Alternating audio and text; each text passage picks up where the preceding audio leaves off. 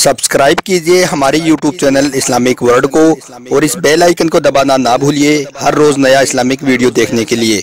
शुक्रिया। दोस्तों, खाना काबा अल्लाह का घर है। यहाँ पर आए दिन अल्लाह का कोई ना कोई ऐसा मौजिज़ा होता रहता है जो लोगों को हैरान करने का बाइस बनता है। आज के इस वीडियो में हम आपको खाने काबा का एक ऐसा हैरान कुन मौजिज़ा बताने वाले हैं जिसमें एक औरत तवाफ के दौरान अचानक ही नागिन बन गई। यानी कि एक औरत काबा का तवाफ करते करते अचानक ही नागिन के रूप में बदल गई। इसके बाद खाने काबा में उस नागिन के साथ में जो कुछ हुआ जानकर यकीनन आपके भी रोंगटे खड़े हो जाएंगे। इसलिए आज का यह वीडियो आप सभी के लिए बहुत खास है, आप इसको आखिर तक जरूर देखें। और सबसे पहले आप खाने काबा की मोहब्बत में इस वीडियो को दिल से एक लाइक जरूर कर दें और मेहरबानी करके इसे शेयर भी कर दें ताकि और भी लोगों के पास में यह वीडियो पहुंच जाए। तो चलिए दोस्तों शुरू करते हैं। दोस्तों, इच्छाधारी नागिनों का 100 साल के बाद में औरत का रूप धारना, यह सब किस्से और कहानियों में तो आपने जरूर सुना होगा, मगर आज जो वाकया हम आपको यहाँ पर बताने वाले हैं ऐसा आपने इससे पहले कभी नहीं सुना होगा और ना ही कभी देखा होगा। क्योंकि आज हम आपको एक ऐसी औरत का सच्चा वाकया बताने वाले हैं जो तवाफ के दौरान नागिन बन गई। अब उस औरत के साथ में ऐसा क्यों हुआ, वो नागिन क्यों बनी, इसकी असल हकीकत क्या है, यह सब जानने के लिए आप इस वीडियो को पूरा जरूर देखना।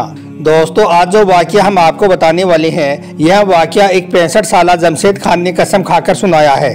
जमशेद खान पाकिस्तान के कराची शहर के एक छोटे से गांव से ताल्लुक रखने वाला है जो खाने काबा में 30 सालों तक सफाई का काम कर चुका है। जमशेद खान से जब 30 साला भूली बिसरी यादों के मुतालिक सवाल किया गया तो इसके जवाब में जमशेद खान ने कहा कि अल्लाह का शुक्र है कि मैं खाने काबा में 30 बरस तक रह चुका हूँ। मैं वहाँ पर सफाई के काम पर मामूर था। खाने काबा में जब मुझे पहली बार सफाई का काम मिला था तो यह काम पाकर मैं बहुत ज़्यादा खुश हो रहा था। जब मैं मक्का में पहुंचा तो सबसे पहले मेरी ड्यूटी सफ़ा मरवा में लगाई गई। मैंने कुछ दिनों तक सफ़ा मरवा में साफ सफाई का काम किया। इसके बाद मेरी ड्यूटी मुकाम इब्राहिमी पर लगा दी गई। फिर आखिर में मुझे मस्जिदुल हरम के अंदरूनी स्थानों की सफाई की जिम्मेदारी मिली। यहाँ में हज, उम्रा और जियारत पर आने वाले भाई बहनों की रूहानी कैफियत देखकर लुत्फअंदोज होता रहता। मैं देखता कि यहाँ पर आने वाले बड़ी तड़प के साथ में दुआई करते। जो लोग पहली मर्तबा खाने काबा को अपने सामने देखते उनकी कैफियत देखी नहीं जाती। ऐसे लोग खाने काबा को अपनी आंखों के सामने देखकर गिरियाजारी के साथ में कुछ इस अंदाज में दुआएं मांगते कि देखने वालों को लगता कि अल्लाह के यहाँ पर इनकी दुआएं जरूर कबूल कर ली होंगी। इसके बाद जमशेद खान ने आगे बताया कि 30 बरस के दौरान खाने काबा की सफाई के निज़ाम में बड़ी तब्दीलियां हुई हैं। यहाँ पर हर साल सफाई के वसाइल बदल जाती हैं। जदीद तरीन मशीनों से सफाई का काम होने लगा है। फिर जब जमशेद खान से खास लम्हात के बारे में पूछा गया तो जमशेद खान ने बताया कि मैं वो एक लम्हा कभी भी नहीं भूल सकता हूँ। सालों पहले की बात है, रात का आखिरी पहर होगा। मैंने देखा कि एक औरत जो काले बुरखे में पूरी तरह से लिपटी हुई थी वो डरते डरते खाने काबा के सामने आई और फिर काबा का तवाफ करने लगी। लेकिन फिर एक लम्हे के बाद ही मुझे कुछ ऐसा मंजर देखने को मिला कि जिसे देखकर मेरी चीखें निकल गई। हुआ कुछ यूँ था कि अभी उस औरत ने सिर्फ एक ही चक्कर लगाया था, इतने में ही उसने एकदम से चीखना और चिल्लाना शुरू कर दिया और फिर वो धड़ाम से नीचे जमीन पर गिरकर तड़पने लगी। इससे पहले कि हम उसकी मदद को पहुंचते तो हमने देखा कि वो औरत एकदम से नागिन के रूप में तब्दील होती जा रही थी और बुरी तरह से चीखती जा रही थी। यह देखकर हम सबकी चीखें निकल गई।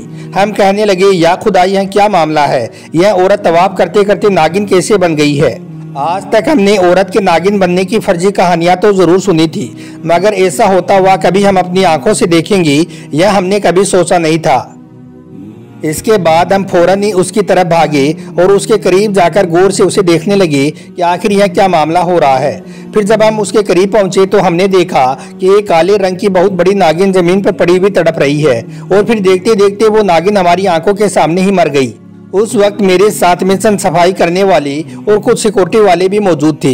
हम सबने मिलकर फौरन ही उसके इर्द गिर्द घेरा बना लिया, यानी कि उसको घेर कर खड़े हो गए ताकि बाकी के जायरीन इस खबर से बाखबर रह सके, यानी कि कहीं बाकी के जायरीन इस खबर को सुनकर खौफ व हरास में न चले जाएं और कहीं वो इसके बारे में जानकर कुछ गलत न सोचने लग जाएं। फिर हम सबने उसी वक्त फौरन ही इमाम काबा को वहां पर बुला लिया। वो हमारे करीब आई और फिर हमने पूरा वाकया इमाम काबा के सामने बयान कर दिया, यानी कि उनको सारी बातें बता दी।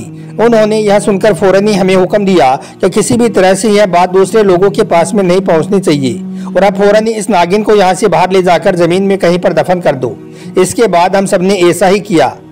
हम सब उस नागिन को उठाकर ले गई और एक जगह पर ले जाकर उसे दफनाने लगी। मगर फिर जब हम उस नागिन को जमीन में दफनाने लगी तो अचानक ही हमने देखा कि वो नागिन एकदम से कहीं पर गायब हो गई। इसके बाद इमाम काबा ने हमें बताया कि असल में यह कोई नागिन नहीं थी, बल्कि यह नागिन के रूप में एक काफिर जिन था जो गलत इरादे से यहाँ पर आया था।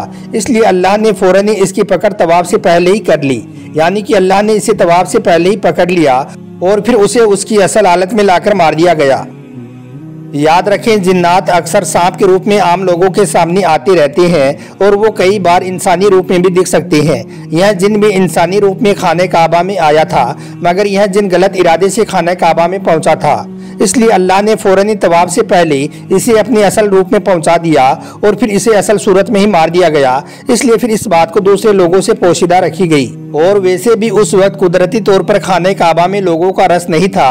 हालांकि वहां पर कुछ लोगों ने औरत के चिल्लाने की आवाज जरूर सुनी थी, लेकिन उन्होंने बाकी के मामलात नहीं देखे और वो ना ही यह सब कुछ जान पाए कि आखिर यहाँ पर मामला क्या हुआ है। इसके बाद जमशेद खान ने आगे बताया कि फिर इस वाक़े का असर काफ़ी अरसे तक हमारे दिमाग पर छाया रहा, क्योंकि यह एक नाकाबिले यकीन और एक गैर मामूली अजीब वाक़या था।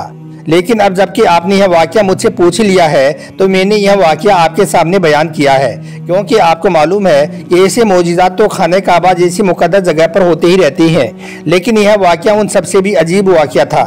अब दोस्तों, यहाँ पर जमशेद खान की बात में कितनी सच्चाई है यह तो अल्लाह पाक ही बेहतर जानता है, मगर जिन्नात का सांप के रूप में दिखाई देना इसकी हकीकत हदीस पाक की रोशनी में भी साबित है। जैसा कि हजरत तलक बिन हबीब रजी अल्लाह तआला अन्हु फरमाते हैं कि एक मरतबा हम हजरत अब्दुल्ला बिन आस रजी अल्लाह तआला अन्हु के साथ एक पथरीली ज़मीन पर बैठे हुए थे। यहाँ तक कि शाम का वक्त हो गया था और हमारी महफिल भी बर्खास्त हो गई थी। तभी अचानक हमने देखा कि खाने काबा के पास में बनी सेबा की पहाड़ी से एक बहुत बड़ा सांप नमूदार हुआ। सांप को देखकर वहां पर मौजूद सारे लोग घबरा गए और डर के मारे इधर उधर भागने लगे। फिर हमने देखा कि उस सांप ने खाने काबा के इर्द गिर्द 7 चक्कर लगाए, यानी कि उस सांप ने काबा शरीफ का 7 बार तवाफ किया। तवाफ करने के बाद वो सांप मुकाम इब्राहिमी पर गया और वहां पर उसने 2 रकात नमाज अदा की। हम सब लोग उस सांप को देख रहे थे।